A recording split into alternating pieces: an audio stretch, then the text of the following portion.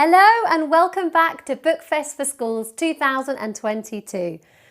We hope you are really enjoying our masterclass videos this week. Do any of you like comics? You do?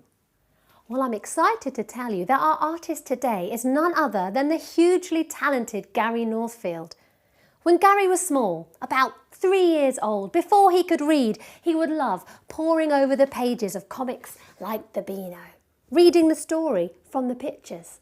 And as he grew up, he got more and more into comics, drawing, making up ideas. Every day he would draw more and more, getting better and better, until one day he had become a real live grown-up and he found himself a job drawing pictures for Horrible Histories magazine. Gary was a natural fit and his career took off. One day, Gary walked over to the office that make Beanos. He said, "I've got an idea. It's about a stressed out sheep called Derek. What do you think?" They loved it. And so he was published by the Beano, a childhood dream come true. So Gary was really good at making drawings about history, Egyptians, Greeks, Romans, and really good making cartoons about bog-eyed loony animals, sheep, caterpillars, zebra. So he thought, what if I was to put the two together, say Romans and zebras? Ding! And so Julius Zebra was created.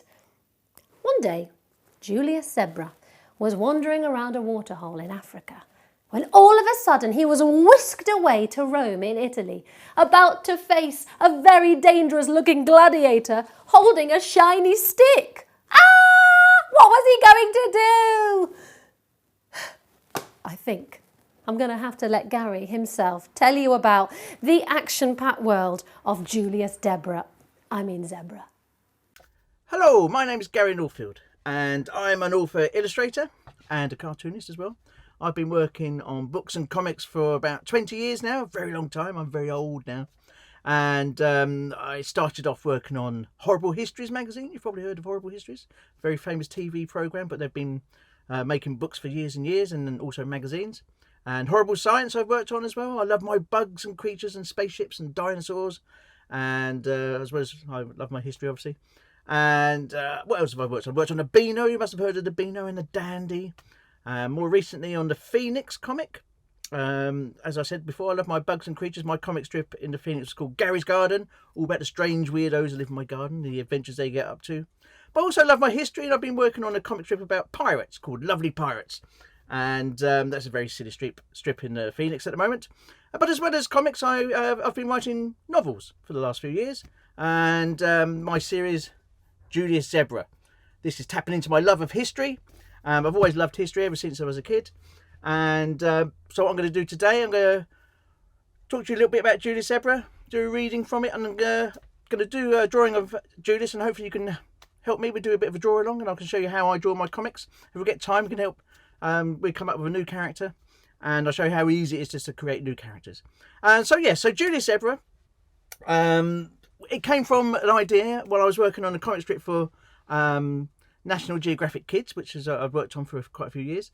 And I had to write and draw a comic strip about the Coliseum, because every month they say to me, Gary, can write a comic strip about, I don't know, Queen Victoria or Albert Einstein or the Vikings. They give me kind of a different subject every month. And it was about the Coliseum, so I love doing my research. I get books out from the library, I buy books, I buy lots of books, as you can see in my studio. And also on the internet, I look up lots of facts and figures. And I get all these facts, and I turn them into a comic strip. And one particular fact about the Coliseum was about how they used to fight animals, which I didn't like. You know, they used to bring all these animals in to the Coliseum to show off to the people of Rome. Obviously, they didn't have television or the internet back in those days, so the only time you get to see a strange animal is painted on the side of a jug, maybe. Or you have to go to the Coliseum to see the strange animals they gathered from their huge empire, which covered Europe and Asia and Africa. So you can imagine going to the Coliseum, you've only lived in Rome, and my gosh, look, there's elephants and giraffes and all sorts of crazy creatures, crocodiles. It must have been quite amazing.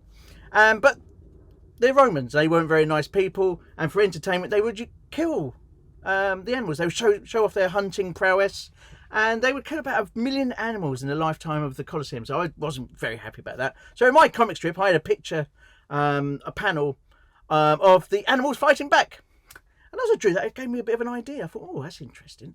Maybe there's a story there about an animal who fights back against the Romans. And I didn't want to do something obvious, a bit, like maybe a lion or a tiger, something you would think would fight back. I wanted to do something a bit of like an unlikely hero. So I thought, zebras. I don't know why I think it's because I'd seen a documentary quite a few years ago about zebras. Because normally when you see a zebra in a documentary, they're being eaten by lions or tigers.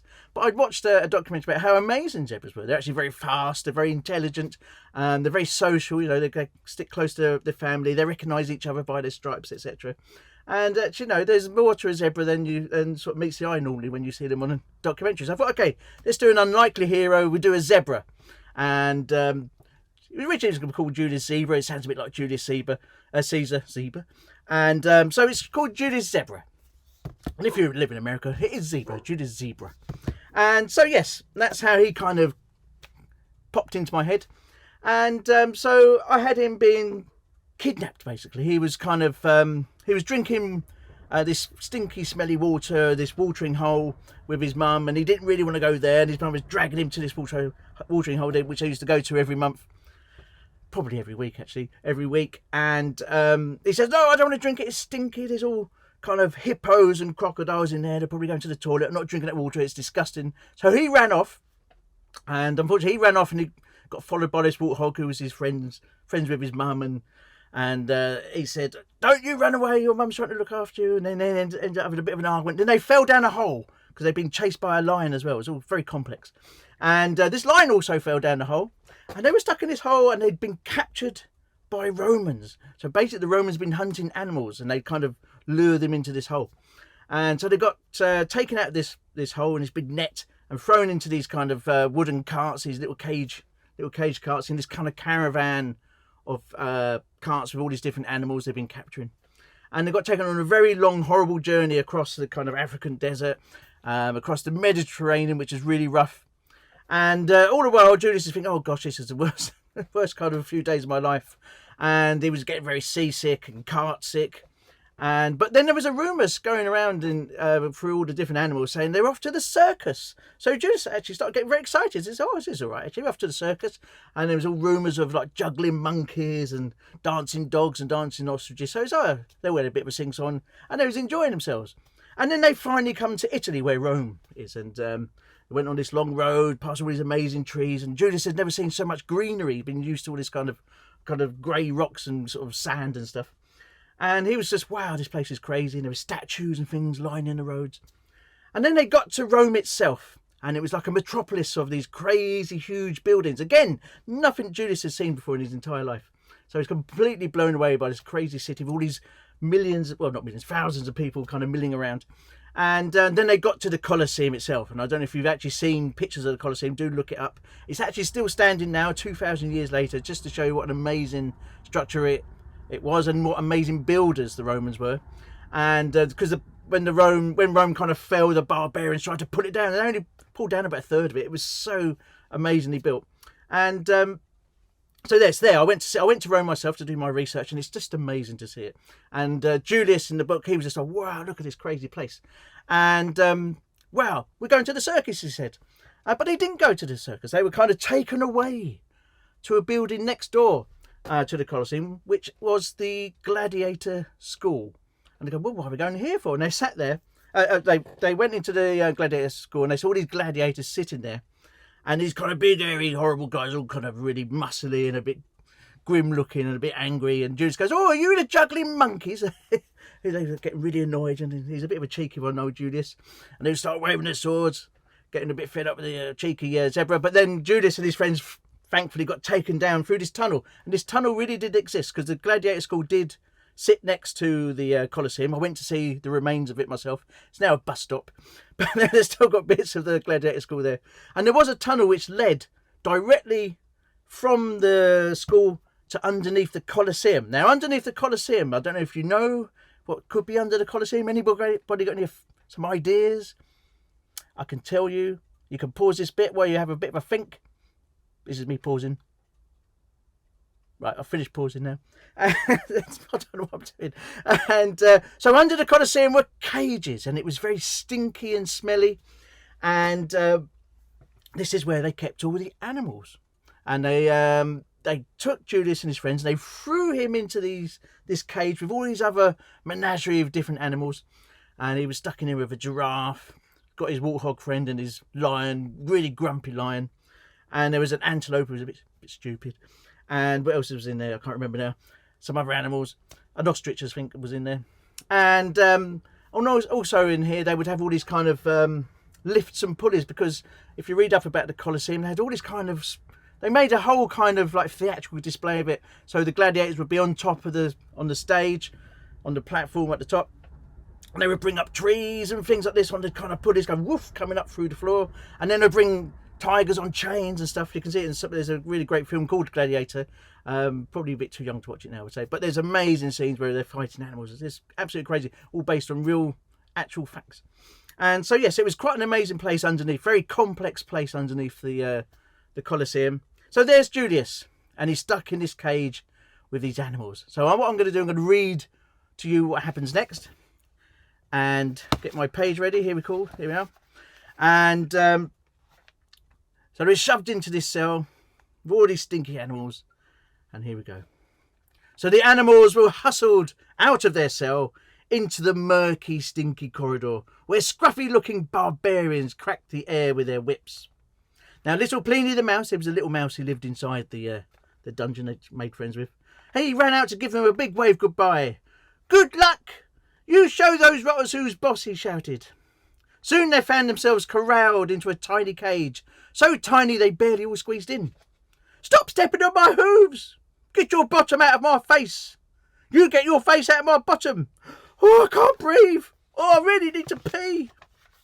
Slamming the door of the cage shut, the dungeon master shouted, "Shut your moaning, all of you!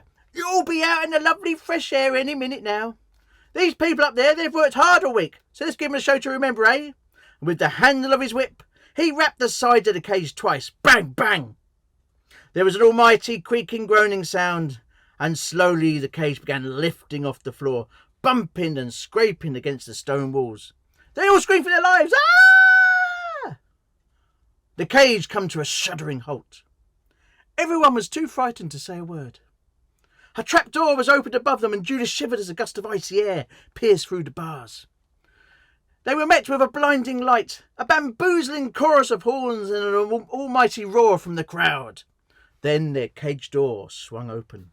Now, they'd been stuck in this cage with a very dopey antelope called Felix, and he got very excited and he ran out. "Come on," he said, "we can escape. Now's our chance." And also throughout this whole journey, everyone been getting Julius's name wrong. He's Julius Zebra, but they kept calling him Deborah and Barbara. "Come on, Barbara, run for your life," they shouted. "Wait," shouted Julius, but it was too late. Everybody had bolted into the unknown. "My eyes!" they cried, blinded by the light. Bewildered by the dazzling sun, Julius was barged and bumped from left, right and behind. He could just make out shapes rushing about in a panic. Voices echoed all around him. "Run for your lives! Look out! Mummy!" Then something whizzed past Julius' ears. "Hey!" "Barbara, watch out!" cried Lucia. She dived forward and skidded in the dirt. Now, Lucia was a crocodile. "Oi! Who's firing pointy sticks at us?" screamed Julius. Another arrow thudded into the ground, inches from his hooves. Julius looked up to find a giant shadow looming over him. "Oh," said the shadow, "here's Stripy Horse. You'll make a lovely rug. My wife will be pleased." And brandishing a massive pointy club, he cried, "Say good night, Horsey." Only Julius's speedy zebra guile saved him as he nimbly jumped out of the way. Thump!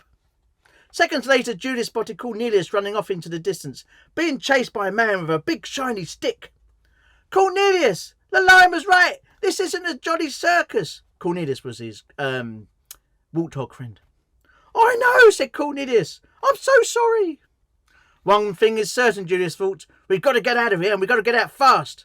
But before he could work out how, just in time he spied the same dark shadow falling in front of him. The big man was getting a bit grumpy now. "Stop leaping out of the way, you stupid horse. I want your lovely stripy hide," and he struck again at Julius. "Wait," said a voice. "This one is mine." The man lowered his club and stepped away. "Yes, of course, Victorious. The stripy one is all yours." Now a short, stocky, heavily armoured man stood in front of Julius. His face was hidden behind a visored metal helmet, and he was holding a big, sharp, shiny stick. He pressed Julius against the arena wall. "You're the horse who called us all monkeys," he said. "Now look here," Julius stammered nervously. "First, I'm not a horse. I'm a zebra, nothing like a horse at all. Secondly, I was promised juggling monkeys, and I love juggling monkeys, so I don't know why you're so upset, because I was paying you a compliment." Victorious leaned forward. "You talk too much, horse," and he smashed his sword into the stone wall next to Julius's head. Crang! As Julius scampered away, he spotted something glinting in the sand. He squinted, realising immediately what it was. A shiny stick. "One of those nasty boneheads must have dropped it," he thought, and he dashed to pick it up. "I've got one here." "What luck," he said, and he held it up to have a good look. "Wow, look at that. But how do I use the flipping thing?" He didn't have to wait long. Crang! "Ha ha ha ha!" laughed Victorious the gladiator. "See how the beast wields a sword. He thinks it's people." Victorious held aloft his own sword for a final thrust. "What a curious creature you were, horse." But Julius pulled himself up. "When will you people listen? I'm not a horse. I'm a zebra," and he lashed out with his sword and smashed it into the shield of the gladiator. Clang! Victorious lay on the floor, dazed. He looked at the big new dent in his shield. You hit me," he stammered. "You, a simple animal, actually hit me." Julius stood looking at his pointy stick, not really knowing what had just happened. "Oh, I'm really sorry," he whimpered. "I don't know what came over me. Please don't kill me." Meanwhile, all around the arena, the audience were on their feet, chanting, "Zebra! Zebra! Zebra! Zebra!" Even the other gladiators had stopped chasing the rest of the animals. No one had ever seen anything quite like it before. An animal fighting back against a gladiator with a sword. "No animal best me," screamed Victorious, and he smashed Julius's sword out of his hooves. "You've had your fun, beast. Made a little name for yourself. Now make peace with your stripy gods." And you'll have to read the rest of the book to find out what happens next. Now, Julius. I'm going to show you how to draw Julius. And it's very simple. And as you can see from the drawing here, and I'll put a nice one up on the screen. To me, he looks simple to draw, but maybe he's quite complicated to you. I don't know if any of you like drawing your own cartoons and your own just general drawings anyway. But one useful approach to drawing things is to break them down into easy, manageable shapes when you're drawing characters or anything, cars or houses or anything like that. And so we're going to break down Julius into manageable shapes. And so we're going to have, get your piece of paper, an A4 piece of paper perhaps, and have it, this is called portrait, rather than sort of turned around as a landscape. This is portrait, so we're going to draw Julius just here. Hold on, lose my picture. There we go. And I'm going to draw his head first, which is shaped a bit like a sausage. So I'm going to draw his sausage head. Just give myself some space over here, around about there. So I've left a bit of space for his helmet, and he's going to be waving a sword, and he's got all these bits and pieces down there. There's kind of legs and shield, etc. So yeah, a bit like a sausage. So now we're not kind of trying to draw the Mona Lisa or trying to be perfect, I think, just a general sausage shape. If it looks a bit weird, don't mind, leave it. The stranger and sillier the better, I'd say. Right, so that's that. And now next we're going to draw a shield. Now I've got this toy shield which I normally take on my school events, and as you can see, it's got a picture of a very angry lion on there and some crazy words on the side in Latin, no doubt.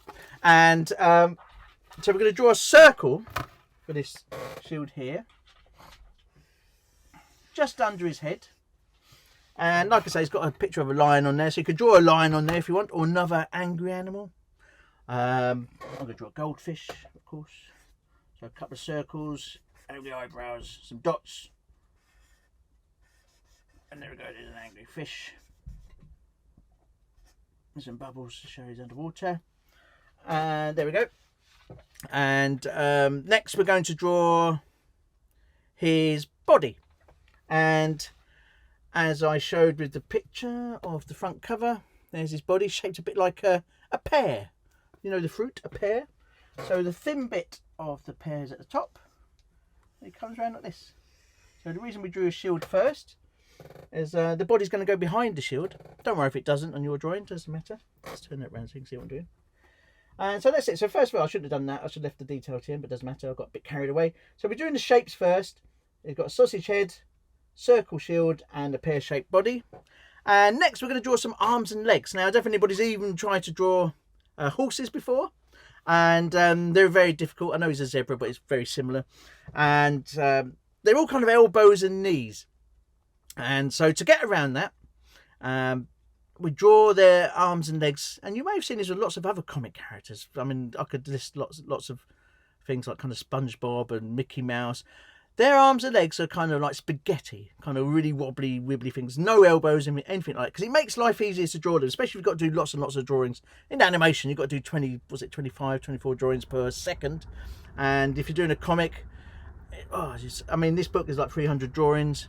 It takes me ages to draw. So you don't want to be worrying about which elbow's going where. So you draw, these got kind of spaghetti bendy arms. Now, Julius is going to be waving a sword. So we're going to have his arm like this, and a little hoof at the end. And also, you don't want to just draw your character to standing there all static. Get him moving a bit, so have him kind of lunging forward. So we're going to have one leg like that, and another one kind of trailing behind like this. So that's his arms and legs. Like I say, he's going to be waving a sword around. This is his sword. You've probably all drawn swords before. Just come back a bit. Here we go. And so break that down. So you've got your blade, you've got your handle. Or was that a hilt actually? That's the hilt. This is the handle. And you have this kind of round weighted bit at the bottom. So let's draw that. Let's move that out of the way. You go there, please. Very cool. And so yes, going to have the hilt, which is this bit here. They're like a T shape there with the handle. Circle for the weighted bit, and then the blade. Now the reason I've got it pointing up this way, so I'm going to draw a bit of a complicated helmet there, so we don't want it interfering in the drawing there. So leave a bit of space for a complicated helmet. As you can probably see from the zebra behind me, that's what we're going to be drawing. That's Julius behind me there. Right, if we've drawn that, let's get on with it. Let's tackle the helmet. So again, nice simple shapes. It looks complicated. We're going to break it down. So we're going to draw another sausage. But this time it's behind his head, like a kind of squashed halo. So there we go, he's got a sausage on his head. And then we're going to draw a semicircle on top of that sausage. Like that. So it looks like he's got a UFO or a bowler hat on his head. And then we're going to draw like a chip, or French fry, or brick. A bit of a jaunty angle there. And then from the top of that, we can draw a line down to the helmet, so it's got like a three-dimensional kind of plinth on top of his helmet there. Now, as you can see, again behind me, the Julius, it's got a big feather on his helmet, and that's back in the day. There'll be quite a few gladiators fighting in the arena, and some of them have like quite a big fan base, so they want to be looking out for their favourite gladiator. So you have a nice big feather, so all your fans can see you. Nice big ostrich feather. So I've not got much room there, so draw a big feather there. So we're just doing the shapes at the moment. I know I got carried away and drew that, but just keep to the shapes at the moment. And I think that's pretty much it for the shapes. So what we're going to draw now is some details. Hooray, some details, you see. So we're going to draw some circles for his eyes. Just there. Now, if you're a gladiator, as we've just seen with this with this goldfish, which I got carried away with. I love drawing goldfish. I had to draw it straight away. If you're angry, your eyebrow. Look at my eyebrows. I've got quite distinctive eyebrows. When you're angry, your eyebrows come in like a V like this. So we're going to do that. And as you're leaning forward as well, where's the camera? Here. Your pupils of your eyes go right up into your eyebrows as well. There we go. And I don't know how many kind of documentaries you've seen about animals, but when they get angry, they bare their teeth like this. So we're going to do some teeth baring. And so just like a semicircle in the front of his face. Divide that in half. And then go like this. Break it down into lots of teeth. Scare your enemy with your teeth. And then we get some nostrils. So it's our first details. We've got a bit of characterisation. You have to really think a lot about your characterisation. I mean, it could have been scared. I could have drawn him scared because it could have been his first fight. He doesn't know what he's doing. And so you want to think about how your character's feeling in your drawings and kind of convey that through the eyes. So if he was scared, his eyebrows would be on the side like this. Ooh. So have a look in the mirror. See what your eyebrows are doing, you know.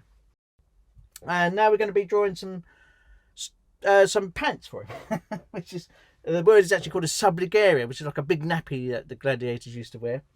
And so we're going to draw a line around his waist like that, and then lots of folds like a big nappy. There we go. And I think they wore nappies because it must have been scary being a gladiator. I would wear a nappy if I was a gladiator. And now, what else do we need? We need stripes. Of course, we need some stripes. Oh no, actually, if you look at Julius behind, he's got like a kind of shoulder pad, and we'll draw that as well because he's got his shield to protect this arm and shoulder, but his sword arm needs a bit of protection as well. His shoulder. We'll draw like a nice belt going down there, one going across his neck. There we go.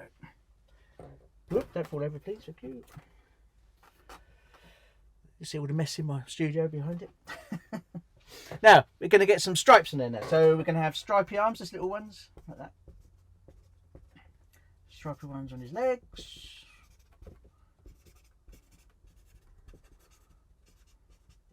And around his body. And on his face.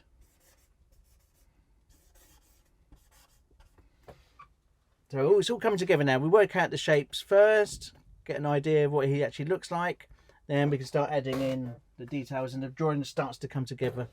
Get a bit of grip on his sword, maybe some dents and holes on his sword as well. And what else do we need? We need some ears. So we get some squashed down ears like that. He's got his helmet on, pushing down on his ears. And they also have a mane, much like horses do. So like a bit of a tight, scruffy mane down the back. There we go. And what else do we need? Need a little towel. There we go. A nice towel there. And we don't want him floating, so we have a little bit of a shadow just there. Bit of a rough shadow now. The Coliseum, they would cover the whole ground in sand because it's easy to clear up all the mess. I'm not going to tell you what the mess is, but maybe we have give you an indication what sort of mess they'd have. Here's a skull from a previous battle. He's got his own little helmet on and an arrow sticking out of his head. Here we go. And maybe just to show Julius has had a few scrapes already. He's got a couple of arrows, just little sticks with feathers on the end sticking out of his shield. Maybe we can get a little bit more detail on his shield. Get this extra line going around the outside here with some bolts in there, so it's a bit strong, more dents and things. And pretty much it there. We can have some old swords laying around sticking out of the ground. It's a very busy arena, the Coliseum. Always a few battles going on. There's some old bones and some other bits and pieces. Puddles. Why not have a puddle? It's been raining. Don't want to step in a puddle when you're fighting some people. I've got a wet hoof. And then maybe some shin pads is probably a better word. I can't think of it at the moment. And some sort of protectors on his legs there. And there we go. That's how you draw Julius. And we can stick in a speech bubble as well. We always need a good speech bubble for our cartoon characters. We're going to be shouting. We're going to be shouting, "I'm not a horse!" Getting really angry. There we go. So we do our words first. That's the #1 rule of speech bubbles. Do the words, then you do your nice tidy speech bubble all around it. "I'm not a horse." He's getting very angry. And if you want to do a shouty speech bubble, it's nice spiky. So yeah, always do your words first. And some people like to make a speech bubble when they cram the words in. Comes a bit messy, can't see what you're doing. Here, all your friends and family can read your lovely speech bubbles. Oh, very nice, Desmond, if your name's Desmond. Right, here we go. There's Julius. Now, I was thinking, probably got about 5 minutes. Let's show you how easy it is. Just completely invent a brand new character. You can pause it. There we go. Pause it in case you need some or help. I'll put my pose on. I'll stop pausing. I might cut that bit out. Right. So what could Julius be fighting now? In the second book, because there's 4 books for Julius. 1, 2, 3, 4. I'm hoping I'm going to use some technical magic to make 4 books appear here. Bing. And he goes off to Britannia, which is here in Britain.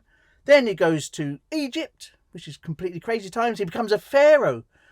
it's like it goes from strength to strength. And then it goes to Greece. And in Greece, it gets to meet all kinds of crazy mythological creatures, like 100-headed dragons and I've forgotten it now.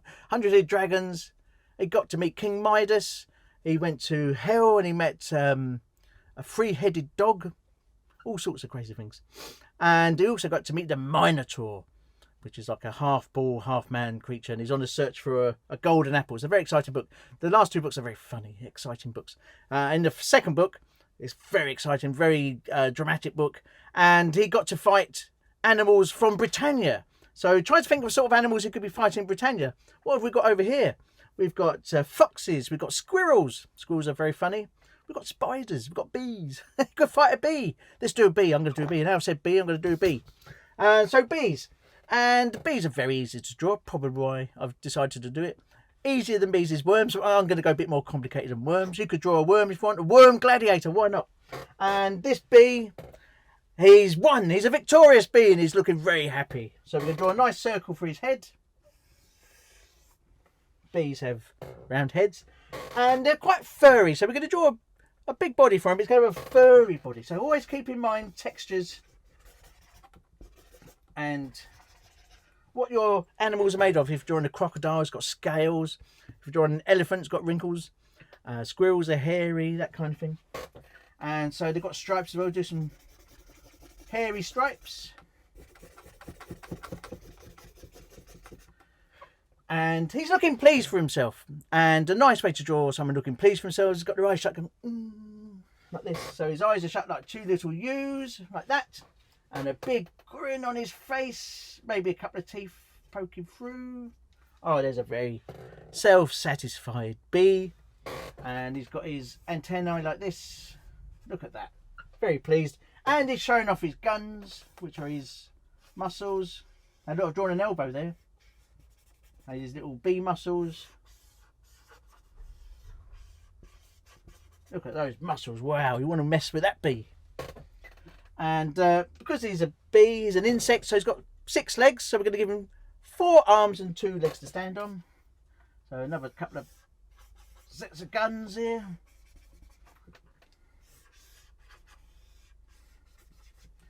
And he's standing on his victim, I suppose, which could be Julius. Obviously, a big hoof. He's beaten Julius. There we go. That's Julius's hoof. And we've got some stars just kind of waving around. Julius is out seeing stars at the moment because he's just been beaten up. And I haven't drawn any kind of costume on this character. We should stick him in a nappy as well.